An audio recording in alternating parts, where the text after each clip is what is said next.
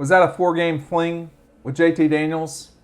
That's one of the most important questions hitting the Georgia Bulldogs as they get ready for the 2021 season. Did JT Daniels have a flash in the pan moment, or was what we saw the last 4 games of the 2020 season legit? Is that who JT Daniels is? It's one of 5 things that we're talking about right now at Dog Post. Make sure you go over to the website, dogpost.com. I'm Dean Legge, 21 years of experience covering the Georgia Bulldogs. And I'm not sure I've really seen a lot of situations like the 2020 season. There's been seasons where Georgia's had 3 quarterbacks in a year. Yeah, that's happened. I can think of a few times. But those are not good seasons. And last year, Georgia managed to escape with a top 10 year and a major bowl game victory. What does that mean for 2021? Everyone's looking towards JT Daniels. People think that how he goes is how this football team will go. He had 3 of the 4 games are what I would call really good. And then he had to fight his way through the Cincinnati game at the Peach Bowl. Now, with that said, Cincinnati was probably the best defense Georgia has played in the last 20 games, maybe more than that. I have to go back and look. And then the thing about it was, I didn't think JT played well. Aaron Murray told me he didn't think that JT played well. But then you go and look at the statistics, he had almost 400 yards passing. That's just not normal for a Georgia quarterback or any quarterback. He also had a game-winning drive.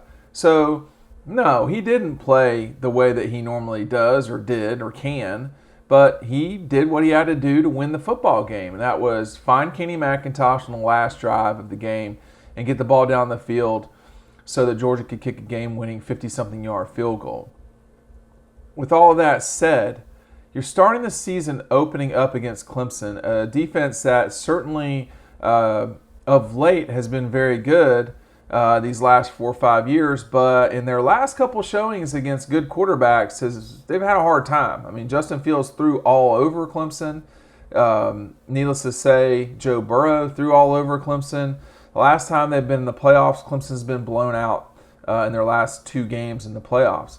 Those are against really good teams. Is Georgia a really good team? Is JT Daniels the level of Joe Burrow and Justin Fields? We're going to see. And that's really one of the biggest 5 keys for Georgia. What will JT look like? Is he, when we saw him at media days, he's not as tall as he's listed. He's not a particularly large person. I'm 6'4", 240 pounds, 6'5", 240, whatever you want to call it. JT's a lot smaller than I am. And so he doesn't look big on the field, but he looked shorter for sure. Is he healthy completely? That's what sidelined him, for the bulk of 2020 was health. Is he moving properly in the pocket? Some of these answers we won't know until Georgia gets onto the field the early September game against Clemson. Is JT ready to take advantage of the weapons he has around him? A lot of insiders tell me that their favorite part about JT Daniels is when he starts just playing quarterback. Not necessarily throwing it down the field, but playing quarterback and taking advantage of the situation that he's in at Georgia, where you have guys like James Cook who are going to be on linebackers, or Zamir White, or spreading it out with, Eric Gilbert, Jermaine Burton, Dominique Blaylock, and Kearis Jackson. There's just so many weapons that Georgia's got right now that it's going to be hard for anyone to slow them down. Perhaps the offensive line is an issue.